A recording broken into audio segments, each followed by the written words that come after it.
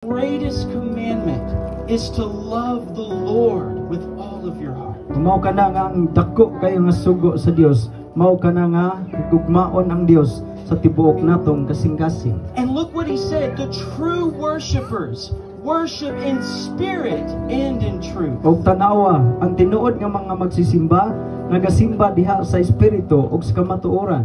Now notice that word in spirit. So, pamalandong kini mao nga pulong sa espiritu. That means it's more than just words. So kini siya nagpasabot nga dili lamang paigo ka ng pulong It pagsulti. means it's real in my life. Kundi kini makita ang nagpasabot nga kini siya nahitabo og tinuod gayud nga nastong kinabuhi. I'm not just honoring God with my lips, but I am worshiping in the Spirit of God. So dili lamang nga di pinagi sa akong nga babaw sa atong nga baba kita magapasidungog kundi pinagi sa atong nga pagsimba.